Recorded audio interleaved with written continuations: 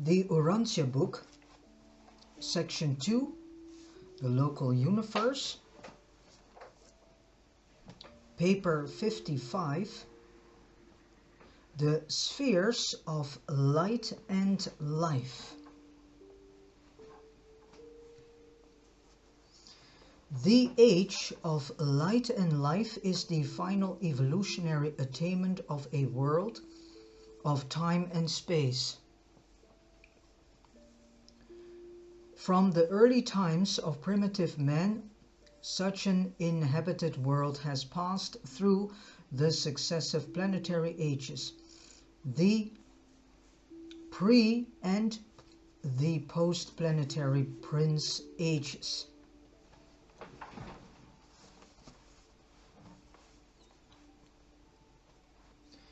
The post-Adamic age, the post-Magisterial Sun age, and the post-bestowal Sun age. And then is such a world made ready for the culmination, evolutionary attainment, the settled status of light and life. By the ministry of the successive planetary missions of the Trinity Teacher Sons, with their ever-advancing revelations of divine truth and cosmic wisdom. In these endeavors, the Teacher Sons enjoy the assistance of the brilliant evening stars, always, and the Melchizedeks sometimes, in establishing the final planetary age. This era of light and life, inaugurated by the Teacher Sons at the conclusion of their final planetary mission, continues indefinitely on the inhabited worlds. Each advancing stage of settled status may be segregated by the judicial actions of the Magisterial Sons into a succession of dispensations, but all such judicial actions are purely technical, in no way modifying the course of planetary events. Only those planets which attain existence in the main circuits of the super-universe are assured of continuous survival. But as far as we know, these worlds settled in light and life are destined to go on throughout the eternal ages of all future time. There are 7 stages in the unfoldment of the era of light and life on an evolutionary world, and in this connection it should be noted that the worlds of the spirit-fused mortals evolve along lines identical with those of the adjuster fusion series. These 7 stages of light and life are: 1. The first or planetary stage, the second or system stage, and then the third or constellation stage, the fourth or local universe stage, the fifth or minor sector stage, and then we have number 6, which is the 6th or major sector stage, and then the 7th or super universe stage. At the conclusion of this narrative, these stages of advancing development are described as they relate to the universe organization, but the planetary values of any age, of any stage, may be attained by any world quite independent of the development of other worlds or of the superplanetary levels of universe administration. This is a long paper. It is 16 pages, and so bear with me, and it will mean that it probably will be a recording of more than 2 hours. 1.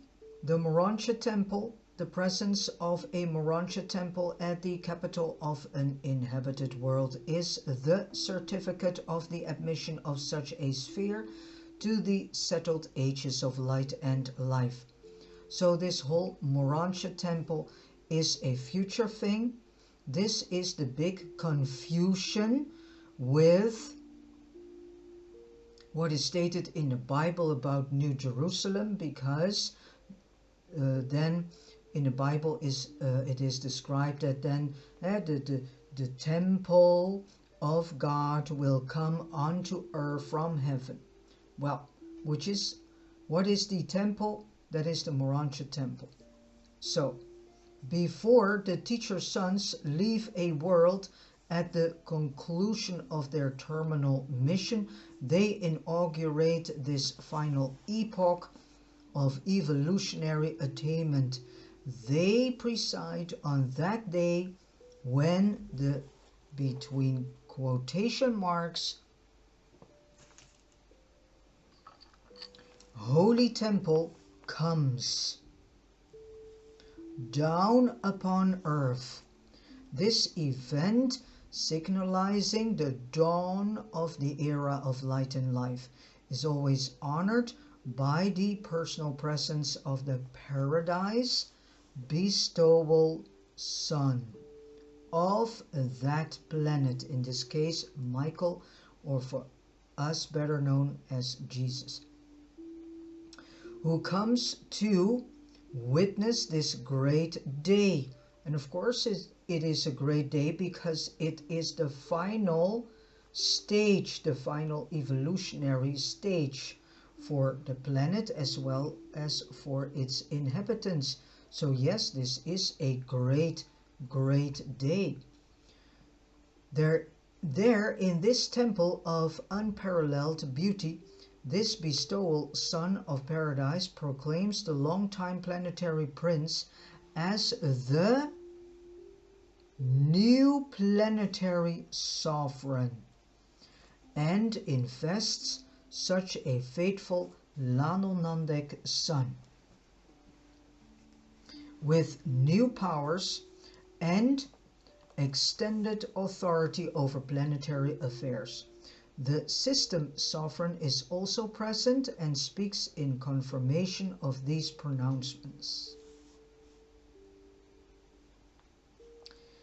A Morantia temple has three parts. Centermost is the sanctuary of the paradise bestowal son. On the right is the seat of the former planetary prince, now planetary sovereign, and when present in the temple, this Lanonandek son is visible to the more spiritual individual of the realm. On the left is the seat of the acting chief of finalizers attached to the planet. So, this is interesting. Although the planetary temples have been spoken of as, between quotation marks, coming down from heaven, in reality, no actual material is transported from the system headquarters. The architecture of each is worked out in miniature on the system capital, and the Morantia power supervisors subsequently bring these approved plans to the planet. Here, in association with the master physical controllers, they proceed to build the Morantia temple according to the specifications. So the Morantia temple comes from the system headquarters of this, in this case, planet Urantia. So when the time is there that Urantia enters in life and light era, then this temple comes, this Morantia temple comes from the system headquarters of Urantia. So not from heaven, but for the Urantians, where the system headquarters is, that looks like heaven. But it's not the heaven, so it's not paradise. The average Morantia temple seats about 300,000 spectators.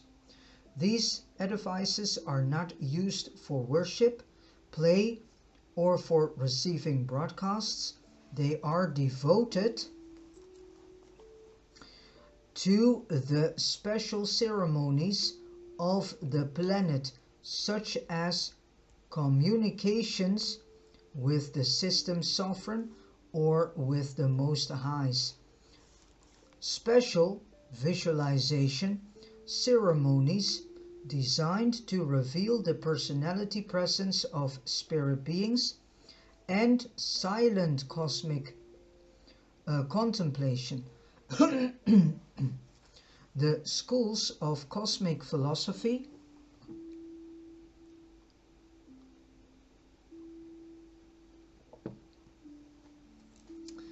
here conduct their graduation exercises, and here also do the mortals of the realm receive planetary recognition for achievements of high social service and for other outstanding attainments.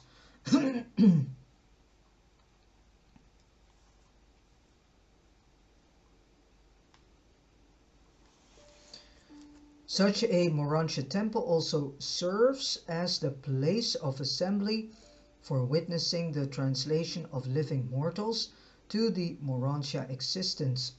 It is because the translation temple is composed of Morantia material that it is not destroyed by the blazing glory of the consuming fire, which is so completely obliterated. Wait a minute. I read this again. It is because the translation temple is composed of Morantia material that it is not destroyed by the blazing glory of the consuming fire, which so completely obliterates the physical bodies of those mortals who therein experience final fusion with their divine adjusters. On a large world, these departure flares are almost continuous, and as the number of translations increases, subsidiary Morantia life shrines are provided in different areas of the planet. Not long since I sojourned on a world in the far north, whereon 25 Morantia shrines were functioning. On pre-settled worlds, planets without Morantia temples, these fusion flashes many times occur in the planetary atmosphere, where the material body of a translation candidate is elevated by the midway creatures and the physical controllers.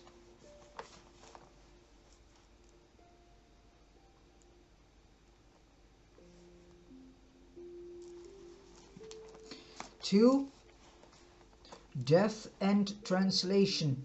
Natural physical death is not a mortal inevitability. The majority of advanced evolutionary beings, citizens on worlds existing in the final era of light and life, do not die. They are translated directly from the life in the flesh to the Morantia existence. So eventually this also takes place on Urantia or Earth. So it will take a huge better said, it will take a long time before this will be accomplished, before Urantia reaches this final era of light and life. This experience of translation from the material life to the Morontia state, fusion of the immortal soul with the indwelling adjuster, increases in frequency commensurate with the evolutionary progress of the planet. At first, only a few mortals in each age attain translation levels of spiritual progress, but with the onset of the successive ages of the Teacher Sons, more and more adjuster fusions occur before the termination of the lengthening lives of these progressive mortals, and by the time of the terminal mission of the Teacher Sons. Approximately 1/4 of these superb mortals are exempt from natural death. Farther along in the era of light and life, the midway creatures or their associates sense the approaching status of probable soul adjuster union and signify this to the destiny guardians, who in turn communicate these matters to the finaliter group under whose jurisdiction this mortal may be functioning.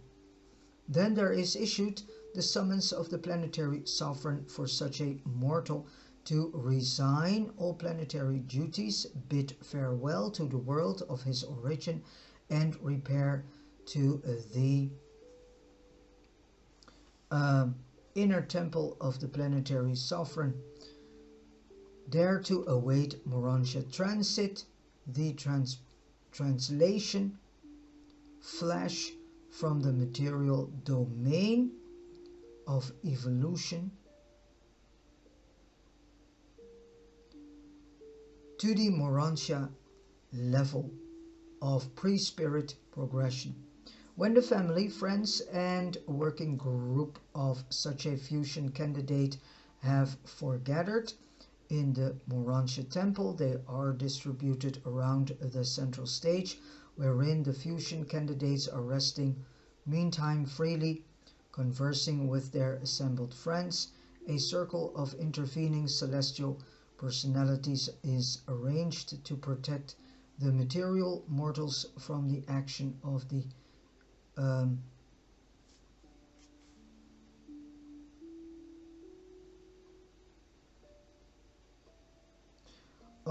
energies manifest at the instant of the, between quotation marks, life flash, which delivers the ascension candidate from the bonds of material flesh, thereby doing for such an evolutionary mortal everything that natural death does for those who are thereby delivered from the flesh.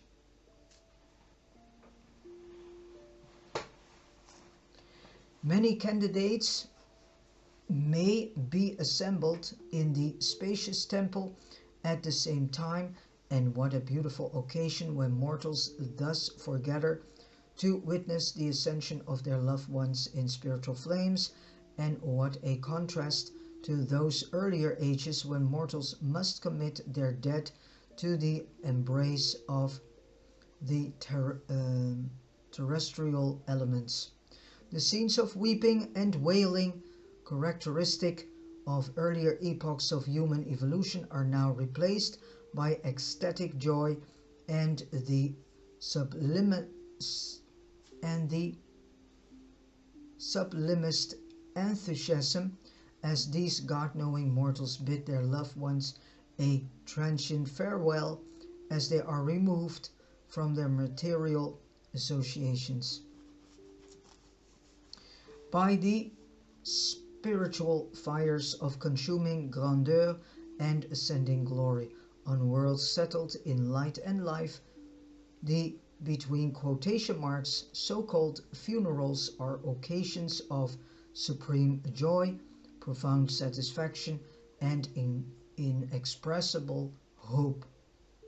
The souls of these progressing mortals are increasingly filled with faith, hope, and assurance. The spirit permeating those gathered around the translation shrine resembles that of the joyful friends and relatives who might assemble at a graduating exercise for one of their group, or who might come together to witness the conferring of some great honor upon one of their number.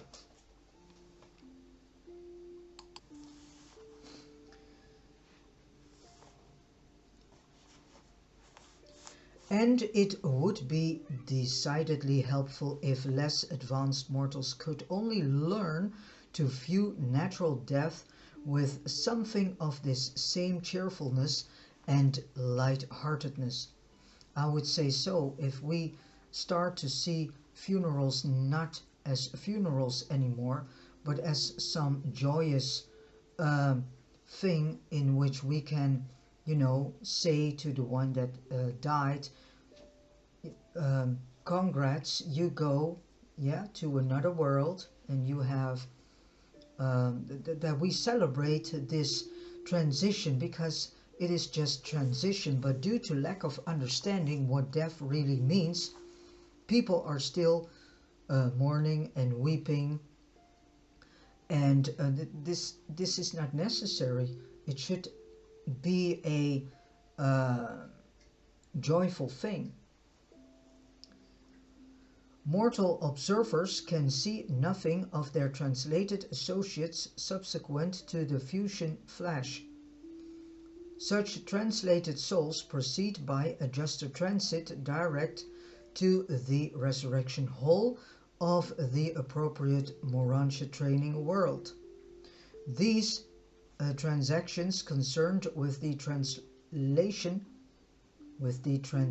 of living human beings to the Morantia world are supervised by an archangel who was assigned to such a world on the day when it was first settled in light and life. By the time a world attains the fourth stage of light and life, more than half the mortals leave the planet by translation from among the living. Such diminishment of death continues on and on, but I know of no system whose inhabited worlds, even though long settled in life are entirely free from natural death as the technique of escape from the bonds of flesh. And until such a high state of planetary evolution is uniformly attained, the Morantia training worlds of the local universe must continue in service as educational and cultural spheres for the evolving Morantia progressors. The elimination of death is theoretically possible, but it has not yet occurred. According to my observation, perhaps such a status may be attained during the far-away stretches of the succeeding epochs of the seventh stage of settled planetary life.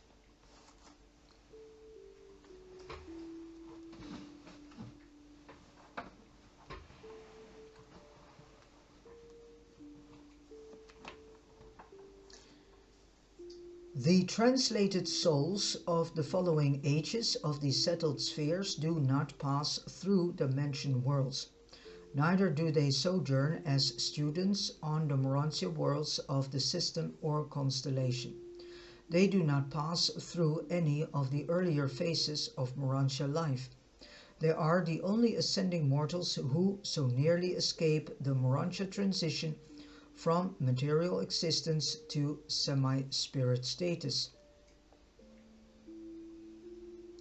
The initial experience of such sun-seized mortals in the ascension career is in the surface of the progression worlds of the universe headquarters, and from these study worlds of Selfington they go back as teachers to the very worlds they passed by, subsequently going on inward to paradise by the established route of mortal ascension. Could you but visit a planet in an advanced stage of development, you would quickly grasp the reasons for providing for the differential reception of ascending mortals on the mentioned and higher Morontia worlds.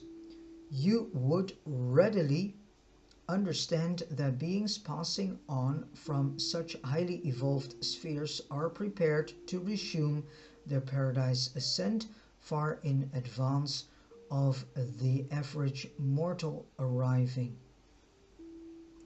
from a disordered and backward world like Urantia. And I always have seen this, that I saw that life here on this planet was not a progressing life, a forward going life, but a backwards going life. Humanity is living a backwards life, and it is even funny to see this in the languages, because the human race in this world is always talking in terminology of past, not present. It is always was and not this is. So it's funny how the human race is unawares of the fact that even their language is in the past, is representing the past and not the present.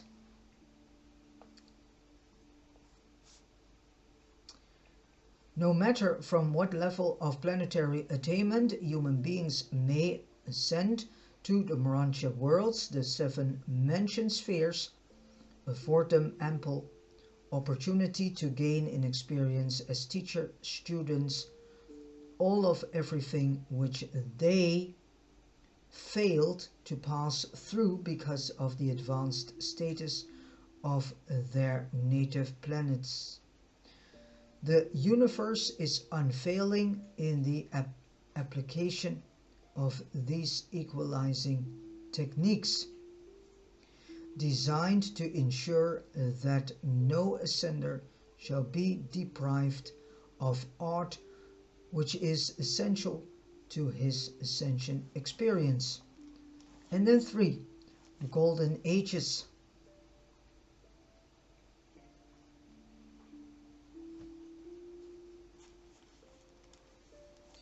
During this age of light and life, the world increasingly prospers under the fatherly rule of the planetary sovereign. By this time, the worlds are progressing under the momentum of one language, one religion, and on normal spheres, one race. But this age is not perfect. These worlds still have well-appointed hospitals, homes for the care of the sick. There still remain the problems of caring for accidental injuries and the inescapable infirmities attendant upon the decrepitude of old age and the disorders of senility. Disease has not been entirely vanquished, neither have the earth animals been subdued in perfection, but such worlds are like paradise in comparison with the earlier times of primitive man during the pre-planetary Prince Age. You would instinctively describe such a realm could you be suddenly transported to a planet in this stage of development as heaven on earth.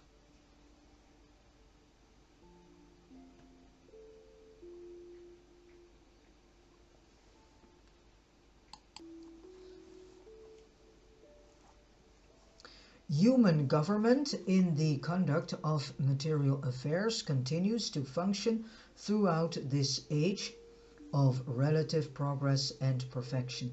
The public activities of a world in the first stage of light and life, which I recently visited, were financed by the tithing technique.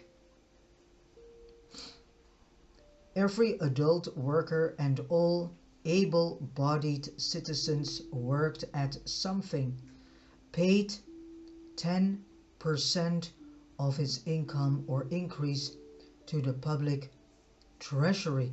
Well, this is the whole thing. The tithing as it is being done in this world on Urantia is not going to the public treasury, but it stays in the ministry itself. And the ministry itself is deciding by itself to where they spend this tithing on. And many of the tithings are ending up in the pastors or preachers or evangelists' own bank account. So the whole idea of tithing is not wrong, but it should go into the public treasury, and then each and every person should do this, not just the religious people, but everyone. And it was disbursed as follows. 3% was expended in the promotion of truth, science, education, and philosophy. So with this said, there's nothing wrong with philosophy. Many people claim that philosophy is something evil and we should not practice that and blah blah blah. Well, philosophy is needed if you want to come into this process of growing yourselves and thus your soul into new levels of spiritual understanding, as well as understanding of what is going on around you and with you. 3% was devoted to beauty, play, social leisure, and art. 3% was dedicated to goodness, social service, altruism, and religion. 1% was assigned to the insurance reserves against the risk of incapacity for labor resultant from accident, disease, old age, or unpreventable disasters. The natural resources of this planet were administered as social possessions, community property.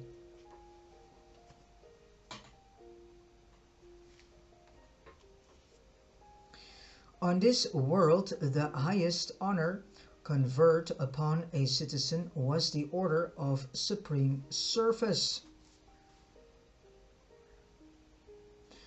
Being the only degree of recognition ever to be granted in the Morantia Temple, this recognition was bestowed upon those who had long distinguished themselves in some phase of supermaterial discovery or planetary social service. The majority of social and administrative posts were held jointly by men and women. Most of the teaching was also done jointly. Likewise, all judicial terry social service.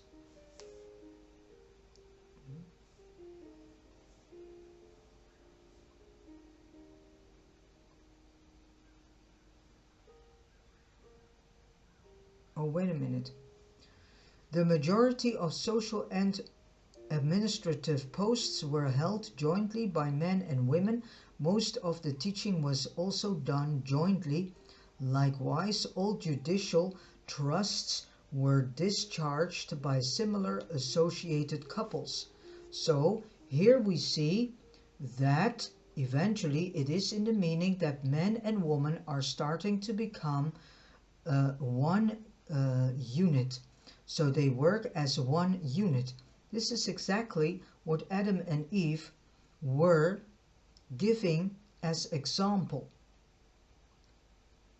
That a male and a female works conjointly the task that they have to do. So teaching is done by males and females.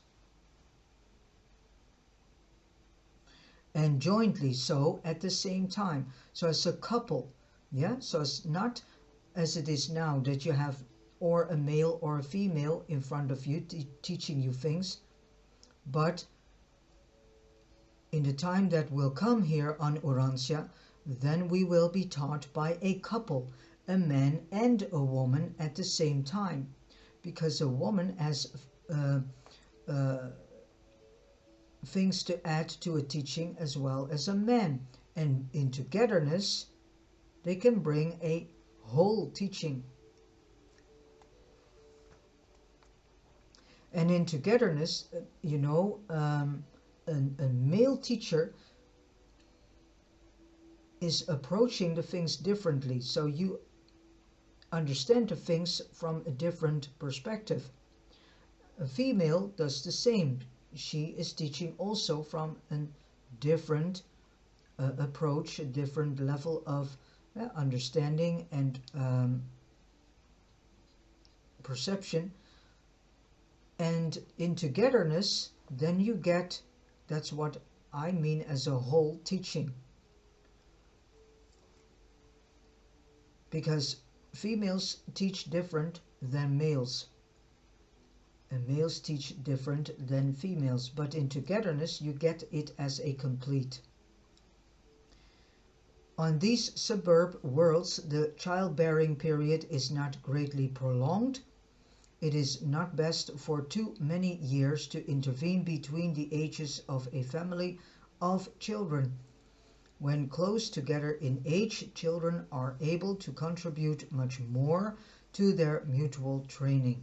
So this means it's not as it is right now on this planet, that most couples are waiting 2, 3, sometimes even 5 or 6 years before a new child is coming to birth. It's quite, you can say, a year between each child. And on these worlds they are magnificently trained by the competitive systems of keen striving in the advanced domains and divisions of diverse achievement in the mastery of truth, beauty and goodness. Never fear,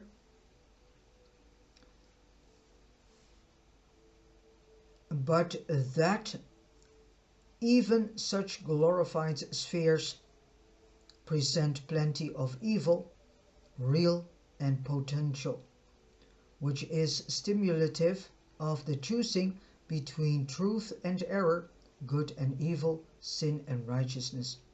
Wait a minute.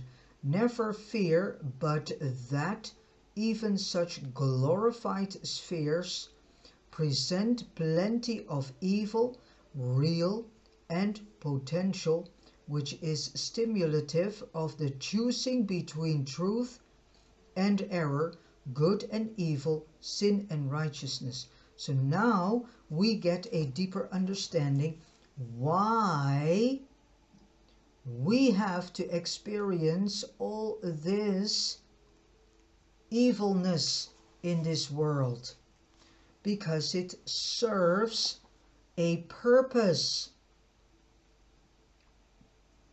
It serves the purpose of what we as human race want to develop ourselves into. Do we develop in goodness and righteousness, or are we still choosing evil, and thus you can say darkness? So this evil is needed so we can make the right decisions, which means, are we going to seek for truth? Are we going for truth and good and righteousness? Nevertheless, there is a certain inevitable penalty attaching to mortal existence on such advanced evolutionary planets.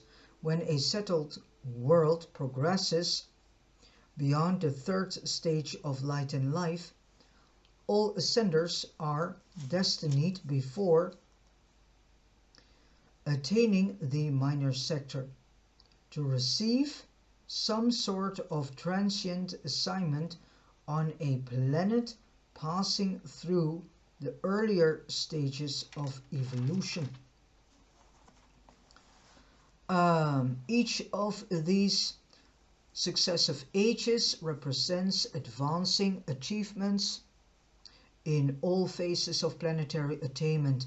In the initial age of light, the revelation of truth was enlarged to embrace the workings of the universe, of universes, while the deity study of the second age is the attempt to master the protean concept of the nature, mission, ministry, associations, origin, and destiny of the Creator Sons, the first level of God, the sevenfold.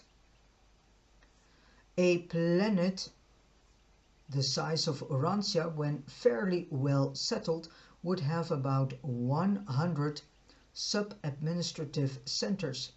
These subordinate centers would be presided over by one of the following groups of qualified administrators.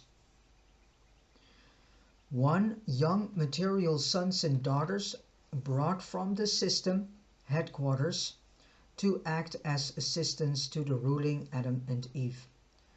2. The progeny of the semi-mortal staff of the planetary prince who were procreated on certain worlds for this and other similar responsibilities. 3. The direct planetary progeny of Adam and Eve. 4. Materialized and humanized midway creatures. And 5. Mortals of adjuster fusion status who, upon their own petition, are temporarily exempted from translation by the order of the personalized adjuster of universe chieftainship, in order that they may continue on the planet in certain important administrative posts. And then 6. Specially trained mortals of the planetary schools of administration who also have received the order of supreme service of the Morantia Temple. And then 7. Certain elective commissions of 3 properly qualified citizens who are sometimes chosen by the citizenry by direction of the planetary sovereign in accordance with their special ability to accomplish some definite task which is needful in that particular planetary sector. The great handicap confronting Urantia in the matter of attaining the high planetary destiny of light and life is embraced in the problems of disease, degeneracy, war, multicolored races, and multilingualism, so multilanguaging.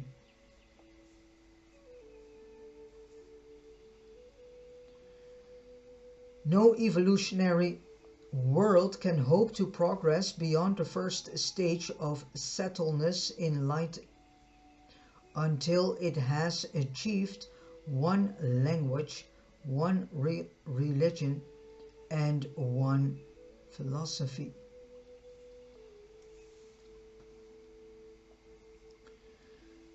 Being of one race greatly facilitates such achievement, but the many peoples of Urantia do not preclude the attainment of higher stages.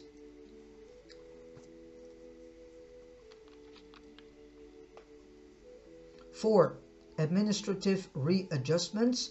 In the successive stages of settled existence, the inhabited worlds make marvelous progress under the wise and sympathetic administration of the volunteer corps of the finality ascenders of paradise attainment, who have come back to minister to their brethren in flesh. These finaliters are active in cooperation world affairs until the Morantia temple appears on earth. Upon the formal inauguration of the planetary ministry of the corps of the finality, the majority of the celestial hosts withdrew, but the seraphic guardians of destiny continue their personal ministry to the progressing mortals in light. Indeed, such angels come in ever-increasing numbers throughout the settled ages, since larger and larger groups of human beings reach the third cosmic cycle of coordinate mortal assignment during the planetary lifespan.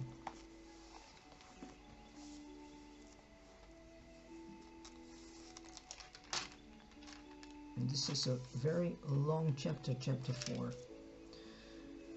This is merely the first of the successive administrative adjustments which attend the unfolding of the successive ages of increasingly brilliant attainment on the inhabited worlds as they pass from the first to the seventh stage of settled existence.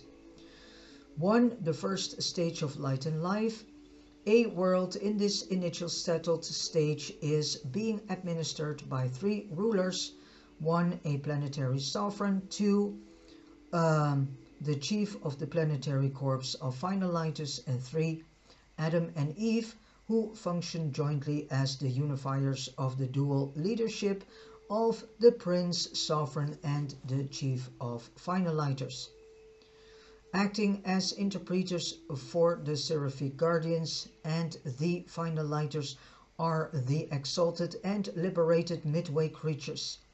One of the last acts of the Trinity Teacher Sons on their terminal mission is to liberate the midwayers of the realm and to promote or restore them to advanced planetary status, assigning them to responsible places in the new administration of the settled sphere.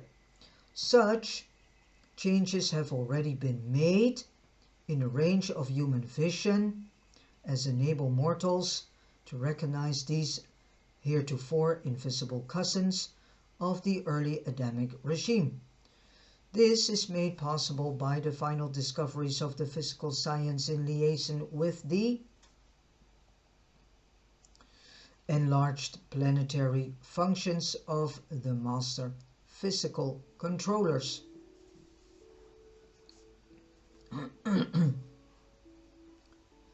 The system sovereign has authority to release midway creatures any time after the first settled stage so that they may humanize in the Morantia by the aid of the life carriers and the physical controllers, and after receiving thought adjusters start out on their paradise ascension.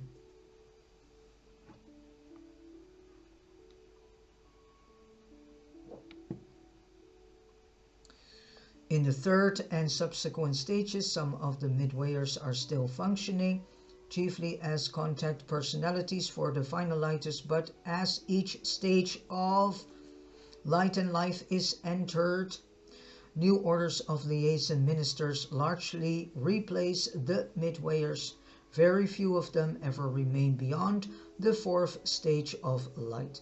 The 7th stage will witness the coming of the first Absonite ministers from paradise to serve in the places of certain universe creatures. Well, and then the 2nd stage of light and life, this epoch is signalized as and on the worlds by the arrival of a life carrier who becomes the volunteer advisor of the planetary rulers regarding the future efforts to purify and stabilize the mortal race. Thus do the life carriers actively participate in the further evolution of the human race, physically, socially, and economically. And then they extend their supervision to the further purification of the mortal stock by the drastic elimination of the retarded and persisting remnants of inferior potential of an intellectual, philosophic, cosmic, and spiritual nature. Those who design and plant life on an inhabited world are fully competent to advise the material sons and daughters who have full and unquestioned authority to purge the evolving race of all detrimental influences. From the 2nd stage on, throughout the career of a settled planet, the teacher sons serve as counselors to the finalizers. During such missions, they serve as volunteers and not by assignment, and they serve exclusively with the finalizer corps, except that upon the consent of the system's sovereign, they may be had as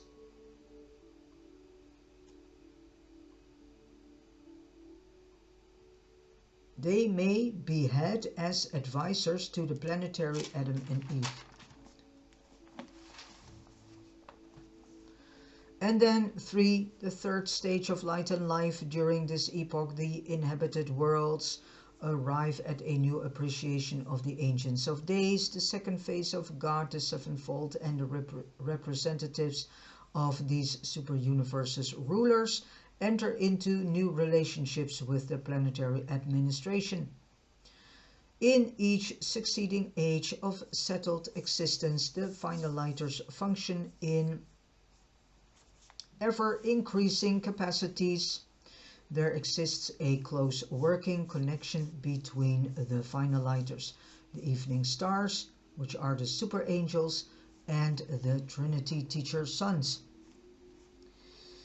During this or the following age, a teacher son, assisted by the ministering spirit quartet, becomes attached to the elective mortal chief executive, who now becomes associated with the planetary sovereign as joint administrator of world affairs.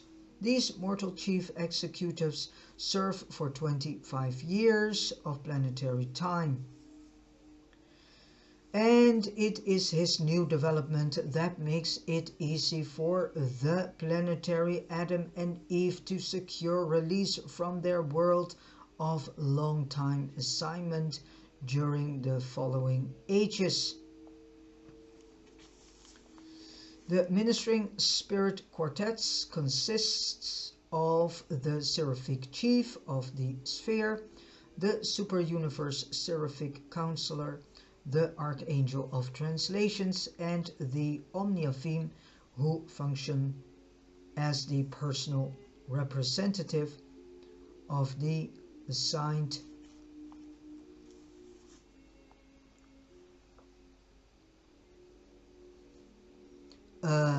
sentinel stationed on the system headquarters, but these advisors never proffer counsel unless it is asked for.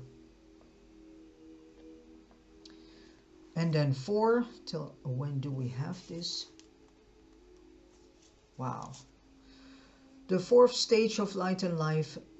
On these worlds, the Trinity Teacher Son appears in new roles, assisted by creature Trinitized sons, so long associated with their order. They now come to the worlds as volunteer counselors and advisors to the planetary sovereign and his associates. Such couples, Paradise Havona Trinitized sons and Ascender Trinitized sons, represent differing universe viewpoints and diverse personal experiences which are highly serviceable to the planetary rulers.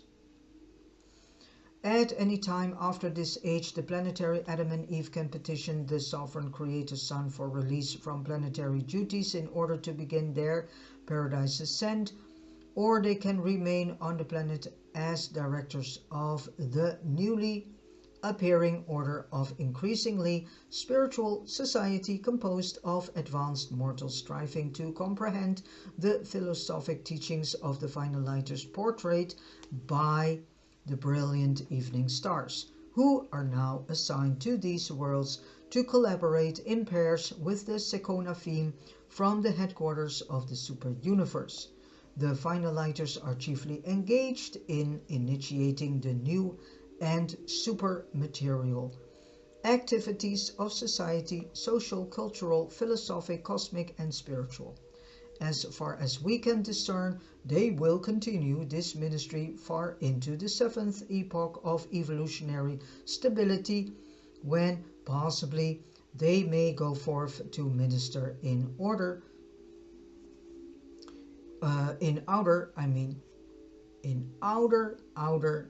space, whereupon we conjecture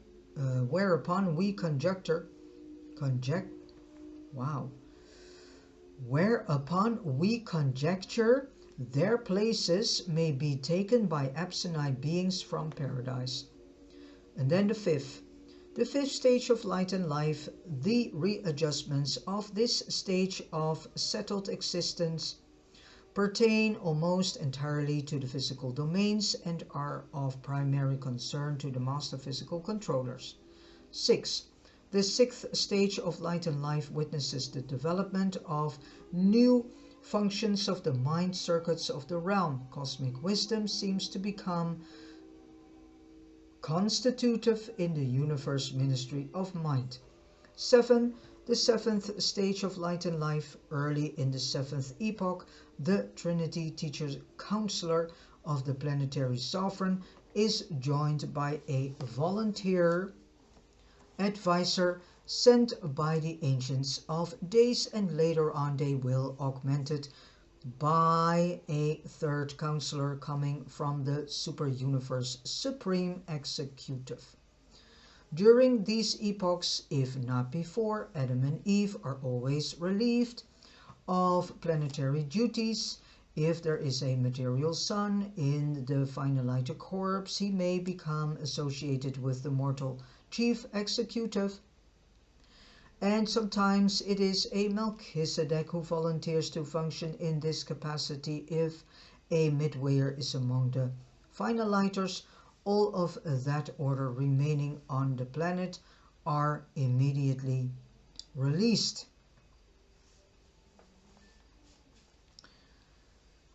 Upon obtaining release from their age-long assignment, a planetary Adam and Eve may select careers as follows. 1. They can secure planetary release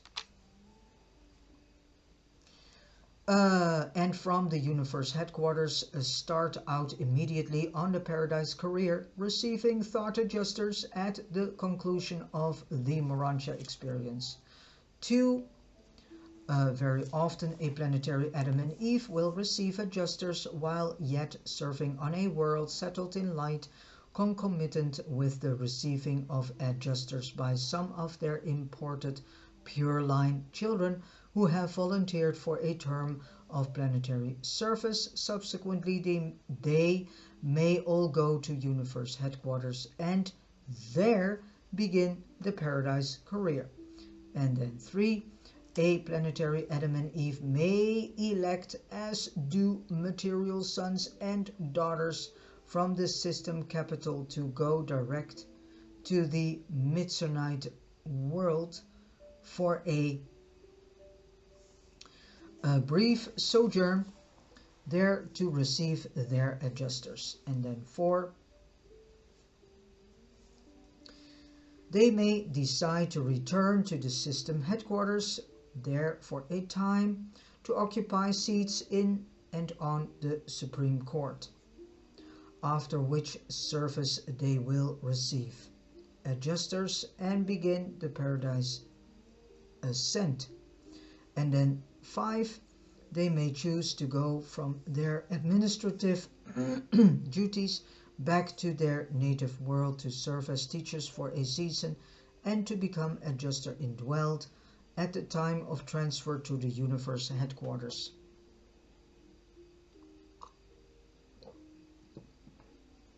Throughout all of these epochs, the imported assisting material sons and daughters exert a tremendous influence on the progressing social and economic orders. They are potentially immortal, at least until such time as they elect to humanize, receive adjusters, and start for paradise. On the evolutionary worlds, a being must humanize to receive a thought adjuster. All ascendant members of the mortal corpse of finalizers have been adjuster indwelled.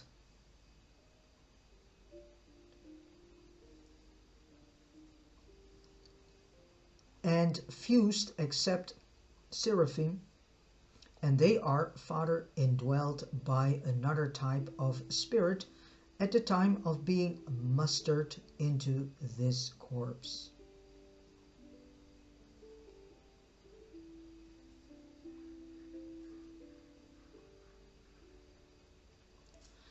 So on the evolutionary worlds, a being must humanize to receive a thought adjuster. All ascendant members of the mortal corpse of finalizers have been adjuster indwelled and fused except seraphim, and they are father indwelled by another type of spirit at the time of being mustered into this corpse. The spirit that the seraphims are being indwelled by is the infinite spirit. 5. The acme of material development.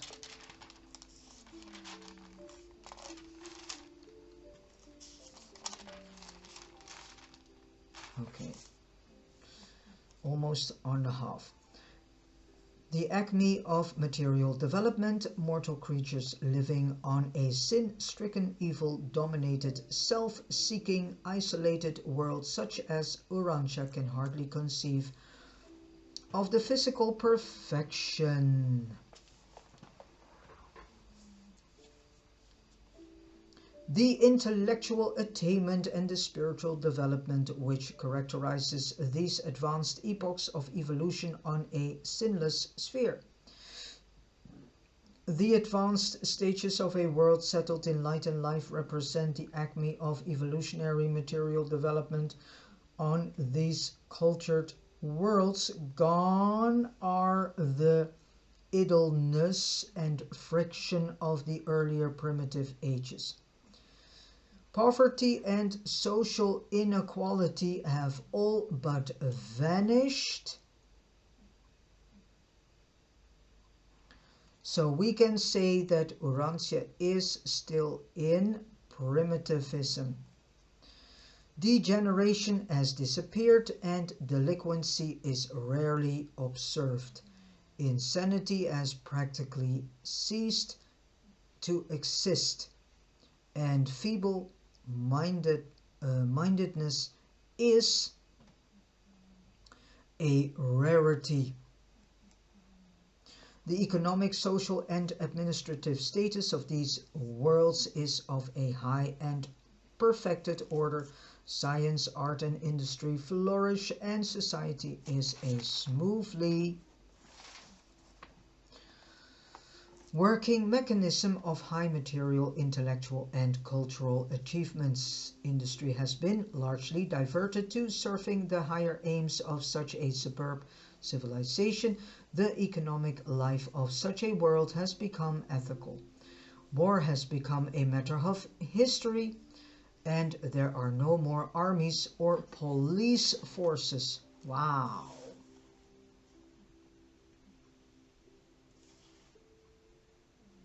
Government is gradually disappearing.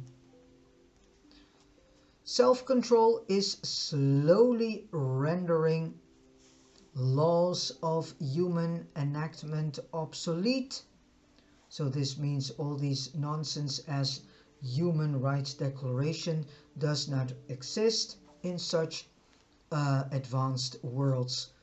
Neither children and declaration for children's rights are also not there in these highly advanced civilized worlds.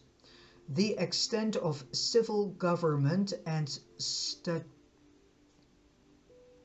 statutory regulation in an intermediate state of advancing civilization is in inverse proportion to the morality and spirituality of the citizenship. Schools are vastly improved and are devoted to the training of mind and the expansion of soul. The art centers are exquisite and the musical organization superb. The temples of worship with their associated schools of philosophy and experiential religion are creations of beauty and grandeur.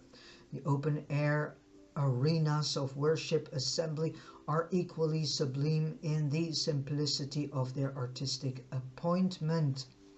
The provisions for competitive play, humor, and other phases of personal and group achievements are ample and appropriate. So this means with respect toward one another. A special feature of the competitive activities on such a highly cultured world concerns the efforts of individuals and groups to extend and excel, in the sciences and philosophies of cosmology, literature and oratory flourish.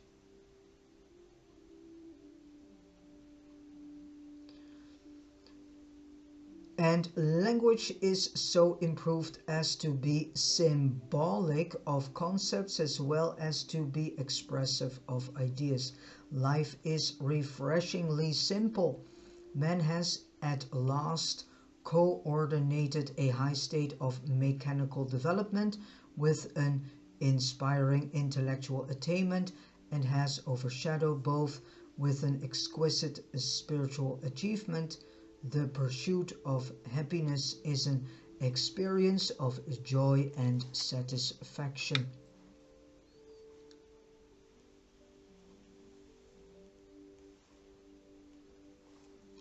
Then we get point 6, and then we are half of this paper because there are 12 sub chapters. The individual mortal. As worlds advance in the settled status of light and life, society becomes increasingly peaceful. The individual, while no less independent and devoted to his family, has become more altruistic and fraternal. On Urantia, and as you are, you can have little appreciation of the advanced status and progressive nature of the enlightened races of these perfected worlds. These people are the flowering of the evolutionary races, but such beings are still mortal. They continue to breathe, eat, sleep, and drink. This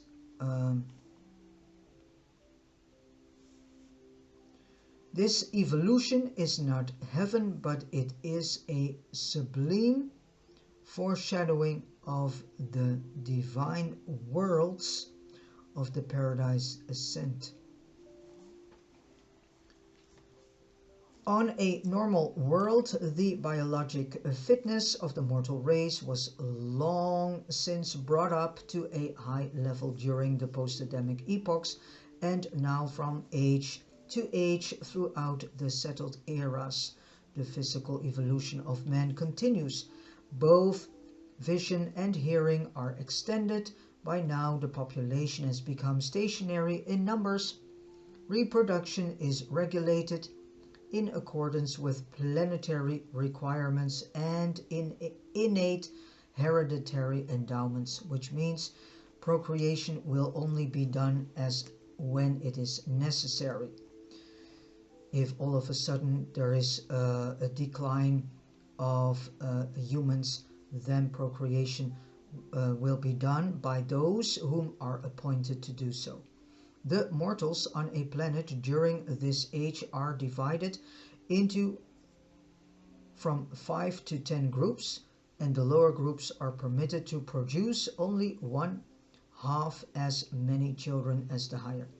The continued improvement of such a magnificent race throughout the era of light and life is largely a matter of the selective reproduction of those racial strains which exhibit superior qualities of a social, philosophic, cosmic, and spiritual nature. The adjusters continue to come as in former evolutionary eras, and as the epochs pass, these mortals are increasingly able to commune with the indwelling Father fragment. So then you have a direct relation with God the Father through this indwelling Father fragment. And this is not being said that we are not able to start this process already in this world, in this lifetime that we live. But for us Urantians, it is quite difficult to make this connection, this communion with this thought adjuster, the indwelling Father fragment, due to all the noises that are still in us. We have so many noise in us. We are so completely distracted by all the outer things that are happening around us, as well as completely distracted by all the noises in us, which makes a pure communion with the God the Father fragment in us, the thought adjuster, very difficult. But you can make the start to do this. During the embryonic and pre-spiritual stages of development, the adjutant mind spirits are still functioning. The Holy Spirit and the ministry of angels are even more effective as the successive epochs of settled life are experienced. In the fourth stage of light and life, the advanced mortals seem to experience considerable conscious contact with the spirit presence of the Master Spirit of super-universe jurisdiction. While the philosophy of such a world is focused upon the attempt to comprehend the new revelations of God the Supreme, more than one half of the human inhabitants on planets of this advanced status experience translation to the Morantia state from among the living. Even so, the so-called old things are passing away. Behold, all things are becoming new.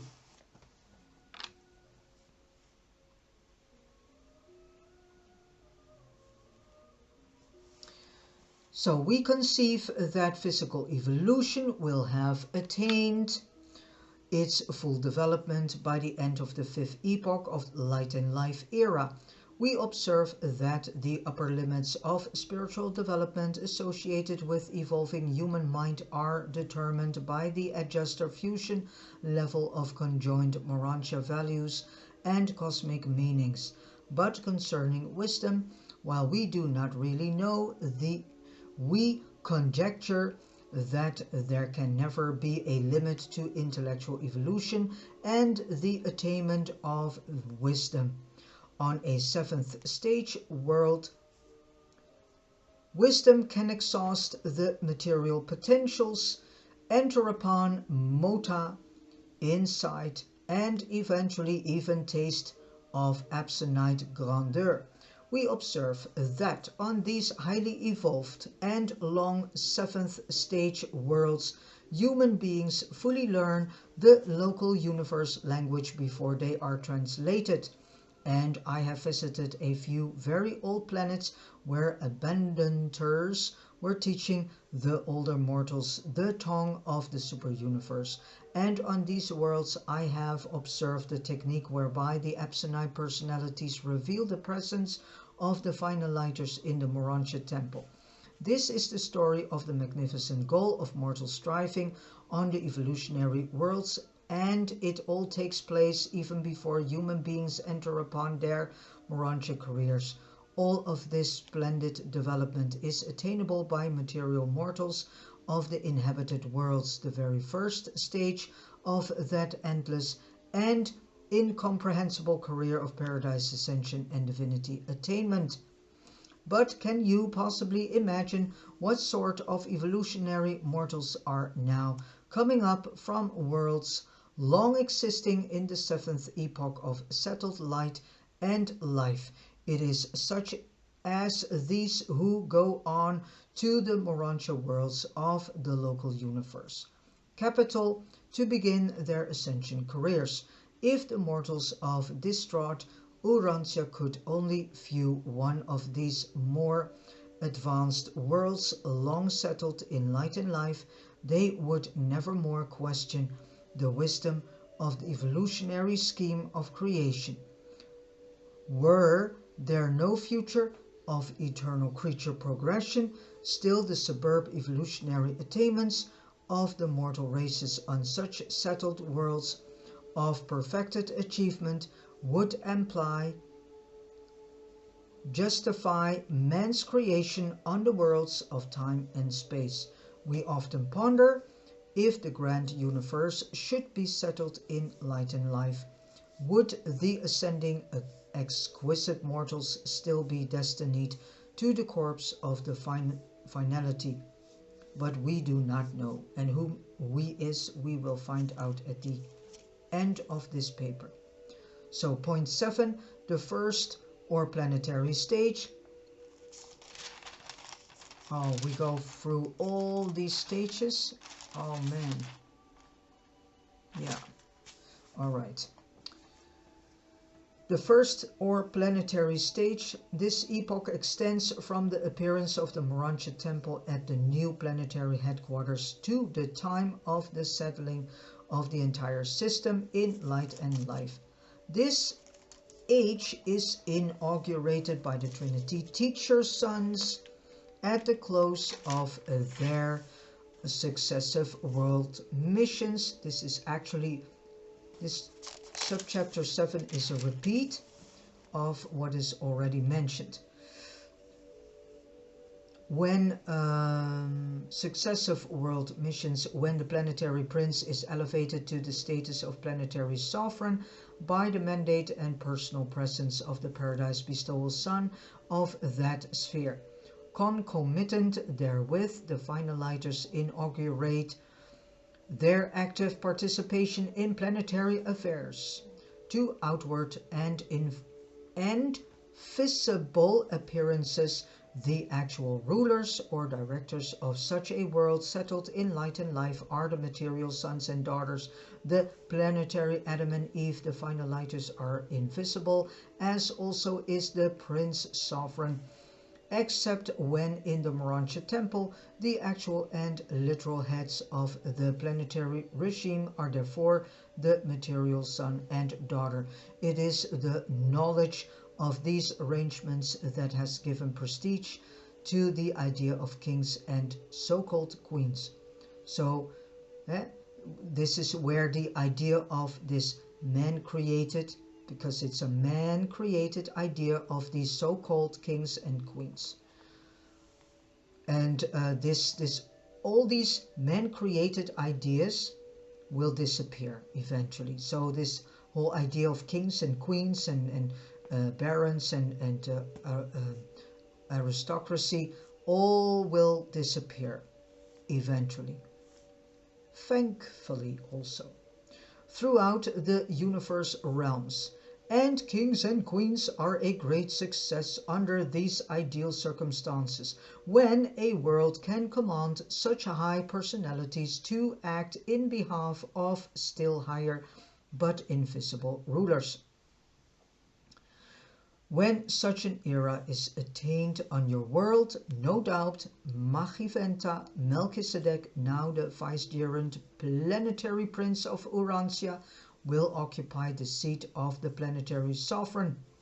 And it has long been conjectured on Jerusalem that he will be accompanied by a son and daughter of the Urantia, Adam and Eve, which means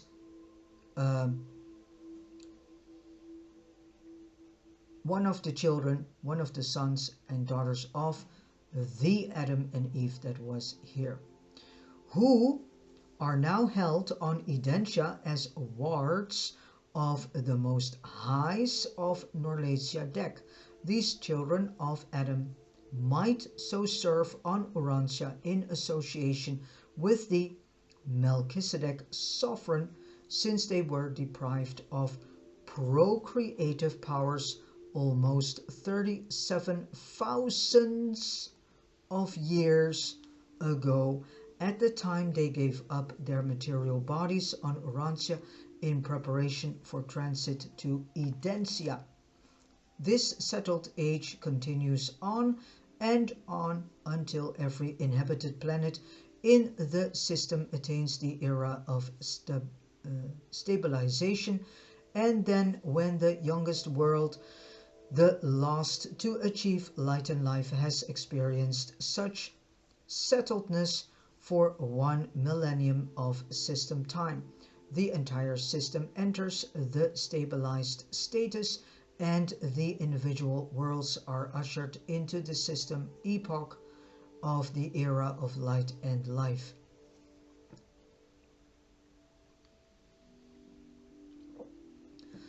The second, or point 8, the second or system stage. When an entire system becomes settled in life, a new order of government is inaugurated. The planetary sovereigns become members of the system conclave, and this new administrative body, subject to the veto of the constellation fathers, is supreme in authority. Such a system of inhabited worlds becomes virtually self-governing. The system legislative assembly is constituted on the headquarters world, and each planet sends its 10 representatives thereto. Courts are now established on the system capitals, and only appeals are taken to the universe headquarters. With the settling of the system, the assigned sentinel representative of the super-universe supreme executive becomes the volunteer advisor to the system supreme court and actual presiding officer of the new legislative assembly. After the settling of an entire system in light and life, the system sovereigns will no more come and go. Such a sovereign remains perpetually at the head of his system. The assistant sovereigns continue to change as in former ages. During this epoch of stabilization, for the first time, mid-soniters come from the universe headquarters worlds of their sojourn to act as counselors to the legislative assemblies and advisors to the adjudicational tribunals. These Midsoniters also carry on certain efforts to inculcate new mota meanings of supreme value into the teaching enterprises which they sponsor jointly with the finalizers. What the material sons did for the mortal races, biologically, the Midsonite creatures now do for these unified and glorified humans in the ever-advancing realms of philosophy and spiritualized thinking. On the inhabited worlds, the teacher sons become voluntary collaborators with the finalizers, and these same teacher sons also accompany the finalizers to the mentioned worlds when those spheres are no longer to be utilized as differential receiving worlds after an entire system is settled in light and life. At least this is true by the time the entire constellation has thus evolved, but there are no groups that far advanced in Nebadon. No, because this local universe, Nebadon, is a very young universe. We are not permitted to reveal the nature of the work of the finalizers who will supervise such rededicated mention worlds. You have, however, been informed that there are throughout the universes various types of intelligent creatures who have not been portrayed in these narratives. And now, as the systems one by one become settled in light, by virtue of the progress of their component worlds, the time comes when the last system in a given constellation attains stabilization, and the universe administrators, the master sun, the union of days, and the bright and morning star, arrive on the capital of the constellation to proclaim the Most Highs the unqualified rulers of the newly perfected family of 100 settled systems of inhabited worlds. And Master Sun, that is actually the Paradise Creator Sun, the ruler, the sovereign ruler of a local universe. Is also called a Master Sun. And then number 9, the third or constellation stage, the unification of a whole constellation of settled systems, is attended by new distributions of executive authority and additional readjustments of universe administration. This epoch witnesses advanced attainment on every inhabited world, but is particularly characterized by readjustments on the constellation headquarters, with marked modification of relationships with both the system supervision and the local universe government. During this age, many constellation and universe activities are transferred to the system capitals, and the representatives of the super universe assume new and more intimate relations with the planetary system and universe rulers. Why is this all of importance? Because I get here an interruption that I have to say that it is not the Bible that needs to go over the world, but it is this fifth epical revelation, the Urantia book, that needs to be in each and every bookshelf in this world, not the Bible. Because the Bible is not teaching all this, what the Urantia book is teaching us. The Urantia book is not only a fifth epical revelation, it is also an instruction manual for us in what we have to do as human beings, individually and as a group. The Bible is not the book, therefore. in the Bible it is stated in the book of Revelation. There is a sentence that is being said that something like if that book is all over the world, you know, and then this and that happens, then we will see this changement and blah blah blah. Well, it's not the Bible. As a matter of fact, we need to grow beyond the Bible. It is the fifth epochal revelation, the Urantia book. That is the book that needs to be spread all over the planet. And again, each and every person on this planet needs to have a copy of this fifth epochal revelation to prepare themselves for the next phase in their ascension career, the paradise, the ascension path to paradise, but also to prepare the new generations for what is about to come. The Bible does not teach anything of what this book, this Urantia, this fifth epochal revelation is teaching us. The Bible is in no way, shape or form preparing us for the coming periods that will come on earth. The Bible is not in any way, shape or form preparing us for a new epoch. So that is why the Paradise Father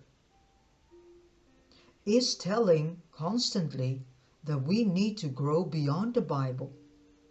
We need to leave that book behind us. It's done. It doesn't give us anything that can prepare us for the coming things that is and are about to happen for the generations still on earth, as well as for the generations that got born, as well as for the generations that are about to be born. These generations needs to be informed of what eventually is in the meaning that this planet and its inhabitants have to progress forward into and have to eventually go into, which is this final stage of light and life. And so the new generations needs to be taught this information, as well as the generations that are now kindergarten school level and junior high. And these children needs to be informed about this, because it's their children and their children's children that are going to see the another phases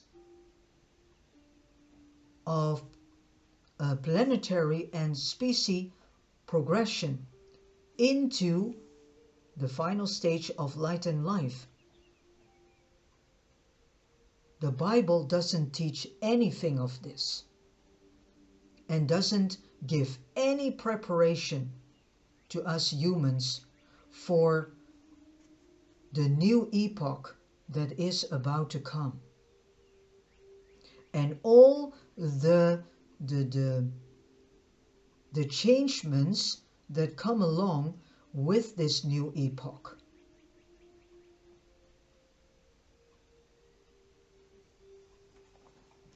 And I needed to say this, and it is directly coming from the Spirit of Truth. And it is very important that I say this. because it's about time that we come to the awareness and conscious conclusion that the Bible has had its time,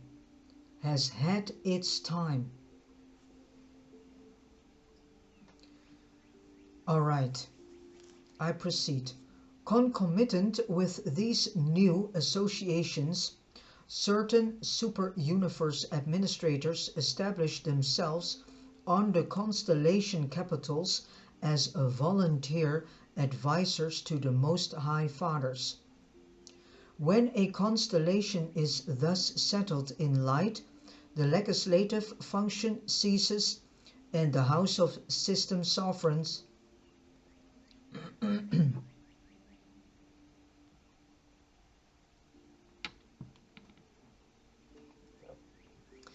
presided over by the Most High's functions instead. Now, for the first time, such administrative groups deal directly with the super-universe government in matters pertaining to Havona and paradise relationships. Otherwise, the constellation remains related to the local universe as before. From stage to stage in the settled life, the Unificatia continue to administer the constellation Morantia worlds. As the ages pass, the constellation fathers take over more and more of the detailed administrative or supervising functions, which were formerly centered on the universe headquarters. By the attainment of the 6th stage of stabilization, these unified constellations will have reached the position of well-nigh complete autonomy. Entrance upon the 7th stage of settledness will no doubt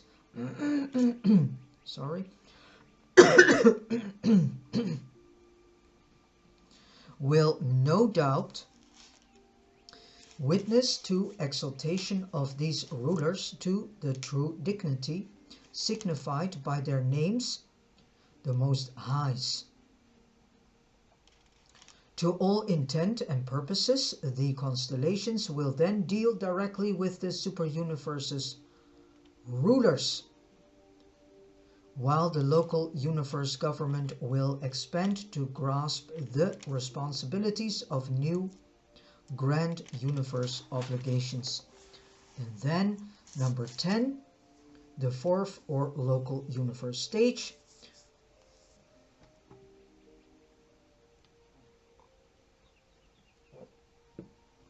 When a universe becomes settled in light and life, it soon swings into the established super-universe circuits, and the Ancients of Days proclaim the establishment of the Supreme Council of Unlimited Authority.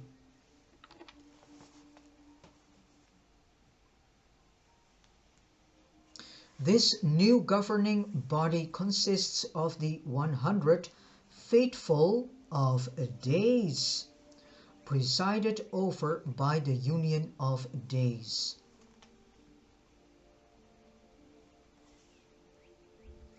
And the first act of this Supreme Council is to acknowledge the continued sovereignty of the Master Creator Son, which is also known as the sovereign ruler of a local universe.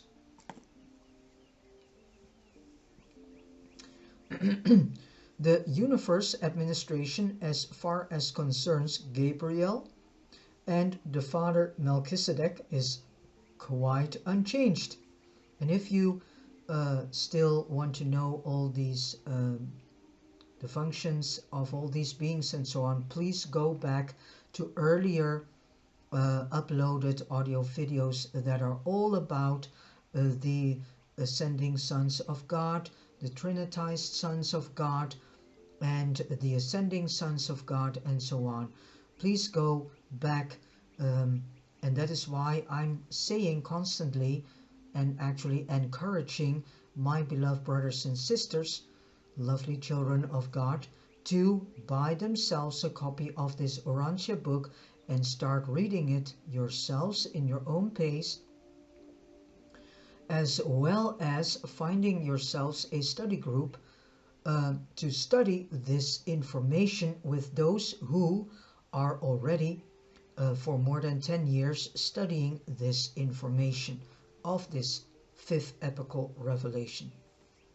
This Council of Unlimited Authority is chiefly concerned with the new problems and the new conditions arising out of the advanced status of light and life. The Associate Inspector now mobilizes all assigned sentinels to constitute the stabilization corps of the local universe, and asks the Father Melchizedek to share its supervision with him. And now, for the first time, a corps of the inspired Trinity spirits are assigned to the service of the Union of Days.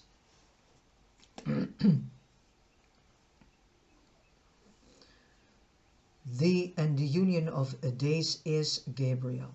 The settling of an entire local universe in light and life inaugurates profound readjustments in the entire scheme of administration, from the individual inhabited worlds to the universe headquarters. New relationships extend down to the constellations and systems. The local universe Mother Spirit experiences new liaison relations with the Master Spirit of the Super Universe, and Gabriel establishes direct contact with the Ancients of Days to be effective when and as the Master Son may be absent from the headquarters world. During this and subsequent ages, the Magisterial Sons continue to function as dispensational educators. While 100 of these avonal sons of a paradise constitute the new High Council of the Bright and Morning Star on the universe capital. Later on, and as requested by the system sovereigns, one of these magisterial sons will become the supreme counselor stationed on the headquarters world of each local system until the 7th stage of unity is attained.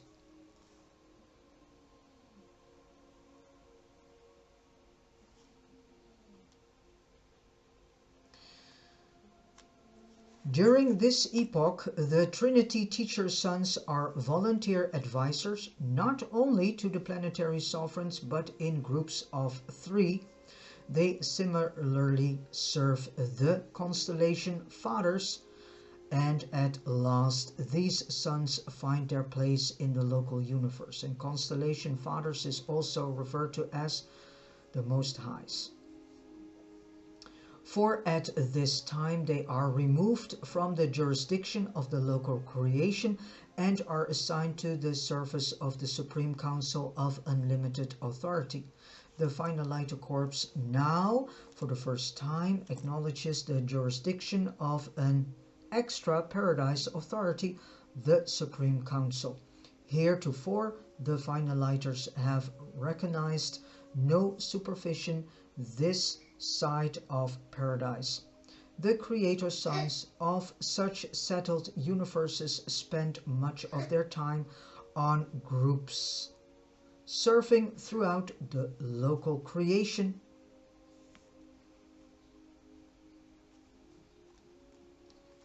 The creator sons of such settled universes spend much of their time on paradise and its associated worlds, and in counseling the numerous Finaliter groups serving throughout the local creation. I needed to repeat this. In this way, the man of Michael will find a fuller fraternity of association with the glorified finaliter mortals. Speculation concerning the function of these creator sons in connection with the outer universes now in process of preliminary assembly is wholly futile. But we will engage in such postulations from time to time. On attaining this fourth stage of development, the creator son becomes administratively free. The divine minister is progressively blending her ministry with that of the super-universe master spirit and the infinite spirit.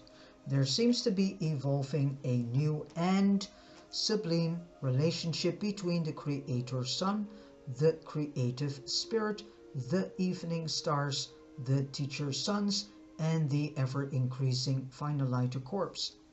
If Michael should leave Nebadon, Gabriel would undoubtedly become chief administrator of the Father Melchizedek as his associate. At the same time, new status would be imparted to all orders of permanent citizenship, such as material sons, Unificatia, Mitsoniters, Sasatia, and spirit-fused mortals. But as long as evolution continues, the seraphim and the archangels will be required in universe administration. We are, however, satisfied regarding two features of our speculations. If the creator sons are destined to the outer universes, the divine ministers will undoubtedly accompany them. And divine ministers are the local universe mother spirit. They are also called divine minister. We are equally sure that the Melchizedeks are to remain with the universes of their origin. We hold that the Melchizedeks are destined to play ever increasingly responsible parts in local universe government and administration.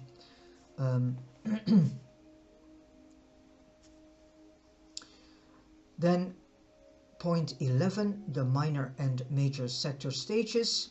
Minor and major sectors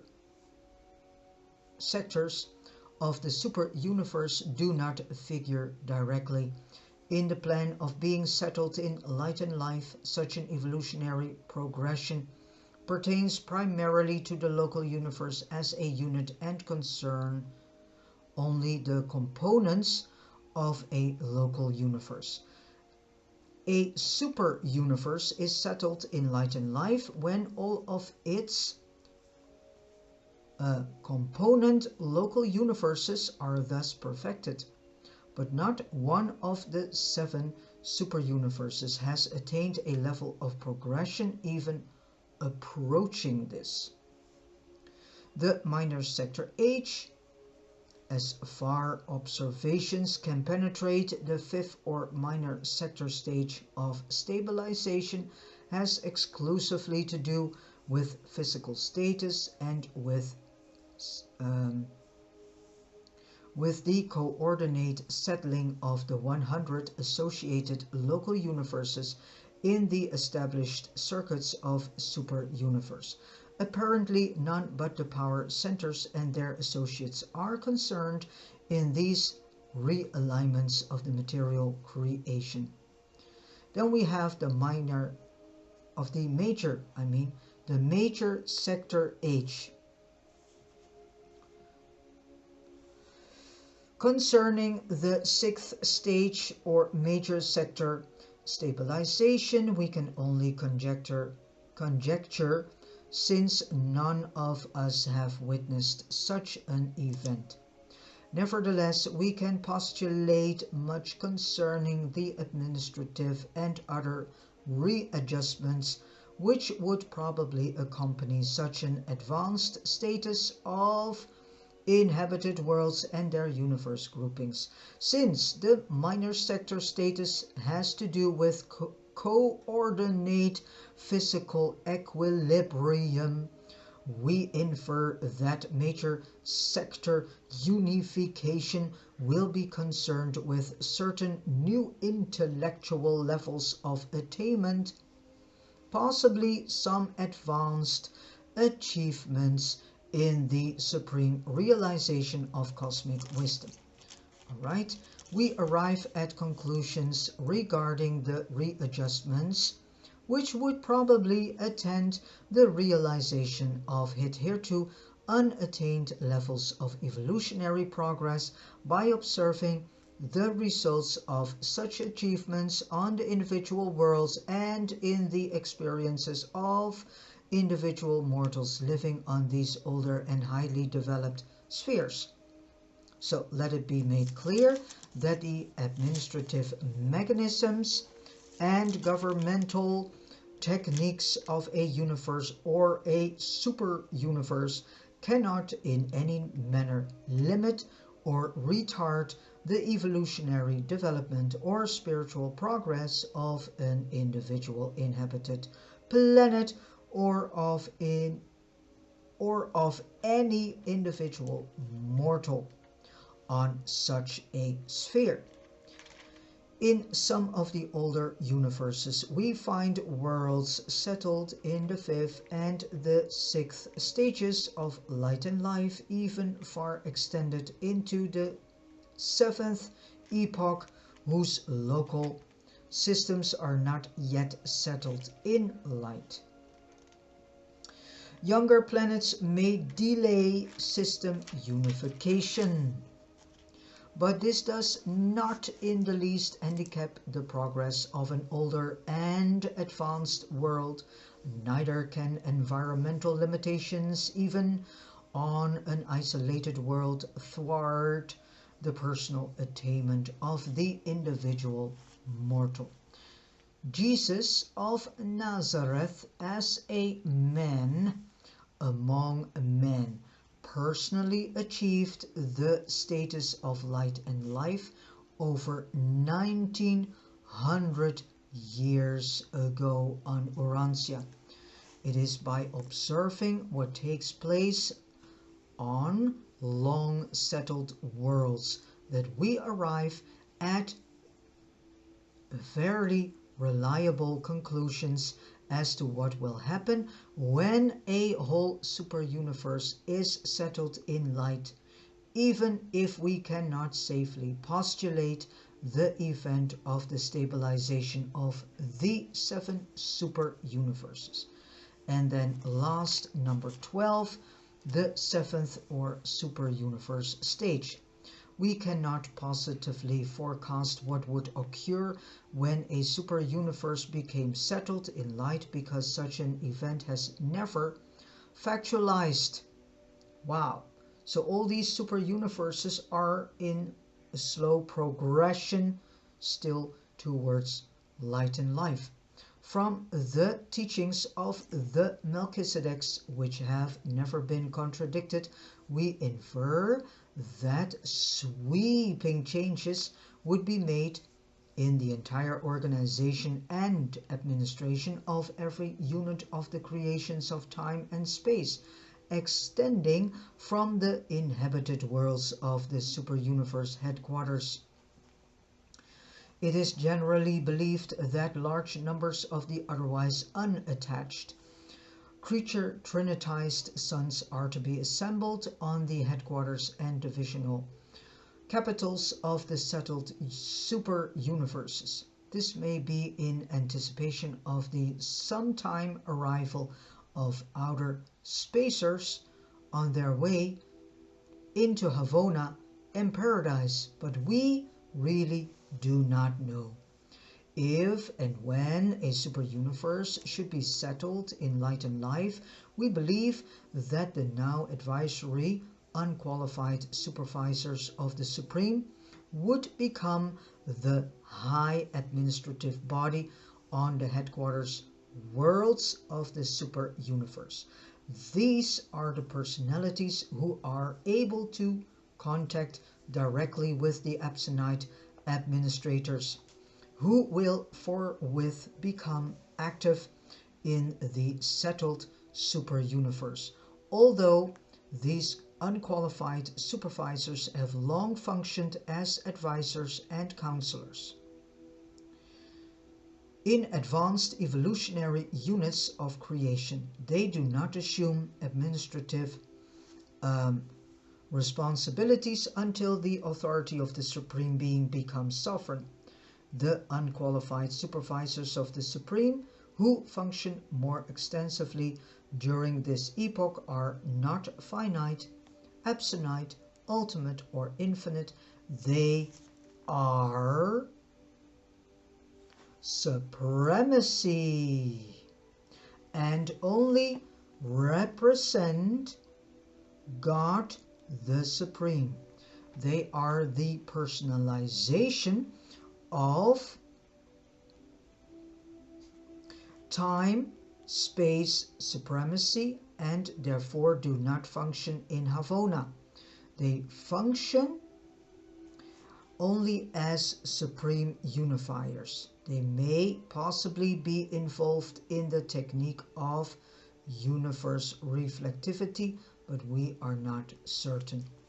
None of us entertain a satisfactory concept of what will happen when the grand universe, the 7 super-universes, as dependent on Havona, becomes entirely settled in light and life. What I find nice of this 5th epochal revelation is that all the celestial beings whom have made it possible that this 5th epochal revelation could be written down on paper and being brought to us are saying in honesty that even they are not knowing exactly, and that they also honestly admit that even they are not yet arrived on these levels of understanding. And they also admit that they themselves do not always understand the things that are happening in the central universe, in the super universes, in the local universes, and so on. And they are admitting that they themselves are also growing and evolving in understanding. In comparison to the Bible, that is being stated as the book that is the all-knowing book, which is very arrogant to say, which is of course not so and not the case, and that book is certainly not of a high standard, certainly not, as many believers do proclaim. So that is so nice of this 5th epochal revelation, that all these celestials, beings, ministers, messengers, and ministering spirits are themselves fully admitting that they also are still in progress and learning, and that they themselves also do not always understand the things. And that is nice to know.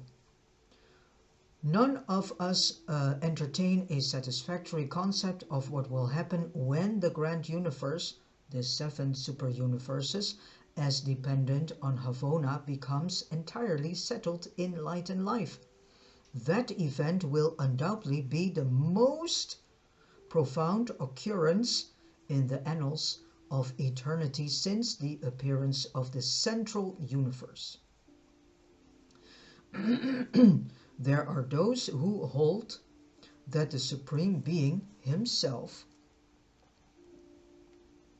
will emerge from the Havona mystery enshrouding his spirit person and will become residential on the headquarters of the 7th super universe, which we are part of. The 7th super universe is named Orphanton, and this local universe, and thus Urantia is part of this seventh super universe. As the almighty and experiential sovereign of the perfected creations of time and space. But we really do not know. And with this said, I have come to the end of this long paper 55, all about the spheres of light and life. You could say, yeah, well, what is the use of knowing all this while we are, as human species and as planet, not even in the reach of this? Well, it's not only for us to get to know this, but it's very important for our future generations that they know this. And it is important to know this so that we can already fill our Morantia soul with this information, because we will, during our ascension journey, our ascension path toward paradise, we will come to certain worlds that are in certain stages described in this paper.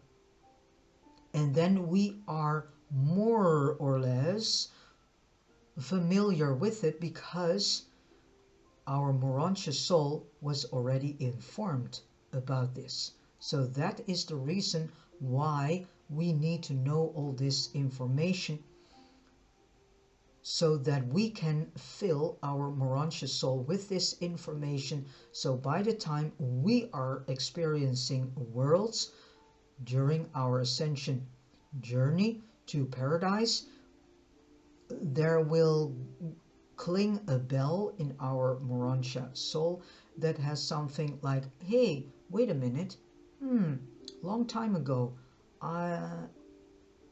this information came to me and now I can see it, in real. All right, I want to thank you very much for this audio video, and